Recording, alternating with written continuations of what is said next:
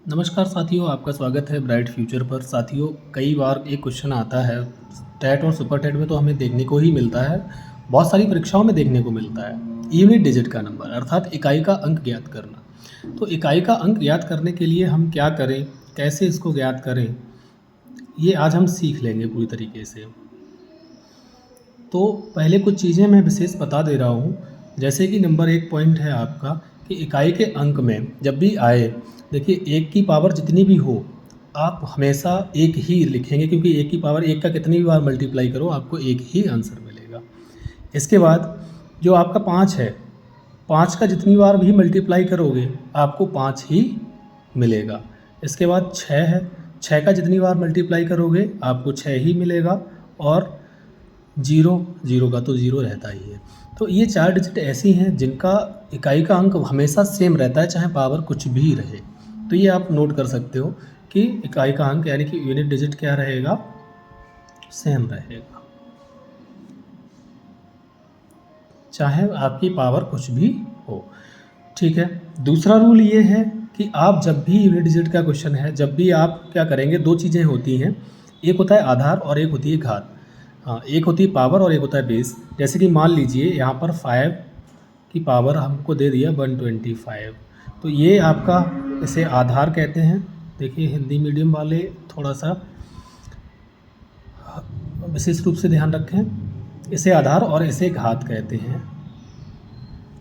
तो ये चीज़ें आपको समझ आ गई होंगी। जब भी आधार और घात की बात आए तो इकाई का अंक जब भी हमको निकालना हो, यहाँ पर तो सेम ही रहेगा। आप 5 है, क्योंकि मैंने आप ऊपर बता रखा हूँ कि भाई जो भी आपके डिजिट हैं 1, 5, 6 और 0, यहाँ पर कितनी भी पावर हो उसका इकाई का अंक हमेशा क्या रहेगा, वही संख्या रहेगी।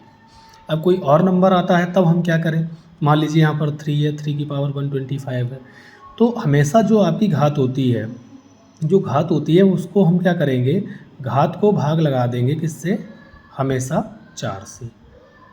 हमेशा इसको 4 से भाग लगाएंगे और जो भी आपका शेषफल आए नीचे, जो भी आपका शेषफल आए तो वही उस डिजिट पर चढ़ा देते हैं। यानी कि अब जो भी इसका शेषफल आएगा, 4 का हम भाग लगाएंगे 125 में, घात क्या है हमारी 125 है, तो 125 में जो भी हम भाग लगाएंगे तो जो शेषफल आएगा वही इसकी घात बन जाएगा। ये आपको ध्यान रखना है। जैसे कि मैं लगा के बताता हूँ आपको, जैसे कि 125 है, 125 को हमने भाग लगाया 4 से, तो 4 दिया 12 और यहाँ बचा 5, 0 0, तो ये 4 एकम 4, यहाँ बचा 1।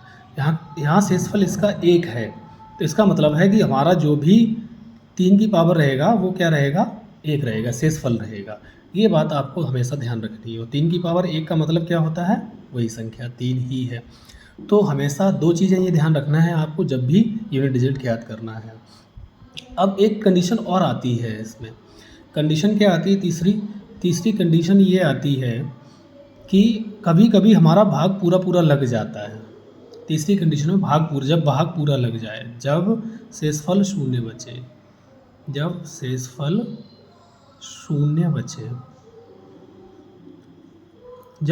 शून्य बचे, उस कंडीशन में हम क्या करें, मान लीजिए यहाँ पर 4 की पावर हमने 64 ले लिया।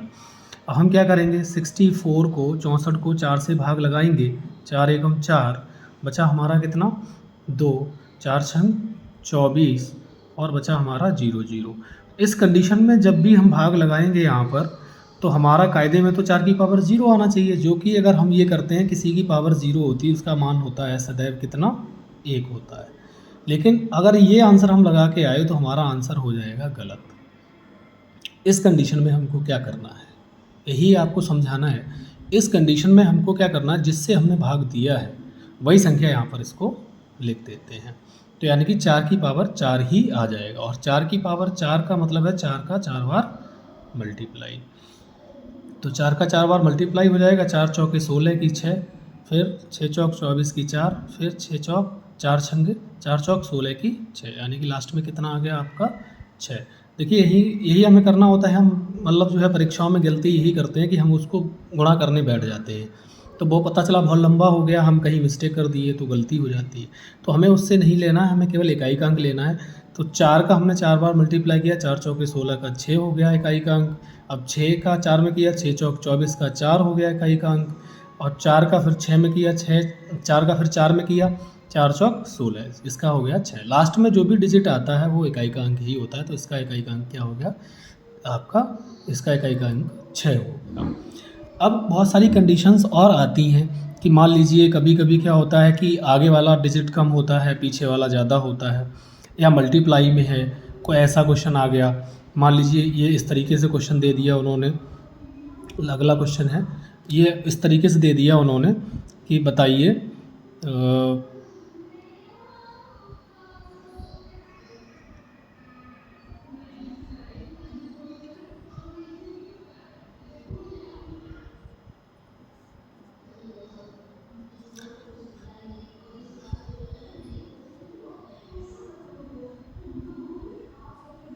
ये वाला क्वेश्चन है। देखिएगा ऐसी कंडीशन में हमें क्या करना है, केवल जो यूनिट लास्ट वाला डिजिट है उसी पे हमें क्या करना है, फोकस करना है। यानी कि 7, इसमें क्या है 1 तो 1 ही रहेगा, इसमें है 5 तो 5 ही रहेगा।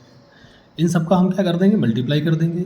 7 एकम 7 आया 7, और 7 का मल्टीप्लाई किया 5 में तो क्या आ जाएगा, 7 पन्ना 35 यानी कि 5। लास्ट में कितना आ गया आपका 5, इसका इकाई का अंक आ गया आपका 5।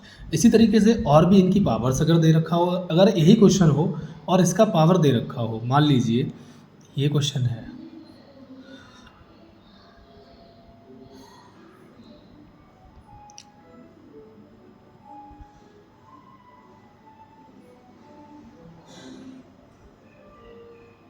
ये क्वेश्चन दे रखा, इसका आपको इकाई का अंक निकालना है। तो ये बहुत ही आसान है। देखिए केवल हमें यहाँ पर 7 का ही इकाई का अंक निकालना है, यानी कि 7 की पावर 125। और मैंने ऊपर बताया था कि 1 और 5 जहाँ पे आ जाते हैं तो 1 का 1 रहेगा और 5 का 5 रहेगा। तो 7 की पावर 125 है, इसको हम क्या करेंगे, भाग दे देंगे 125 को 4 से। हमेशा हम क्या करते हैं, 4 से भाग देते हैं, तो 4 से फिर भाग दे देंगे। 4 तिया 12, बचा 0 0, 5 का उतारा लिया, 4 एकम 4 बचा 1, यानी कि 7 की पावर कितनी आ गई 1। ये तो 1 है ही, ये 5 है, तो फिर क्या हो जाएगा 7 एकम 7, 7 पन्ना 35, यानी कि 5 भी इसका आंसर आ जाएगा। देखिएगा 7 का पावर 1, फिर 1 का 1 ही रहेगा, 5 का 5 ही रहेगा, तो 7 एकम 7 और 7 पन्ना 35, 35 का 5। ठीक है, तो ये ऐसे क्वेश्चंस में हमें क्या करना है, थोड़ी सी सावधानी बरतनी है कि अगर जो डिजिट दे रखा है ऑलरेडी, जो हमारा ऊपर मैंने लगाया है 0 1 5 6, ये डिजिट अगर आ जाते हैं कहीं पर भी तो उन्हें हमें क्या करना है, भाग नहीं लगाना है, सीधा सीधा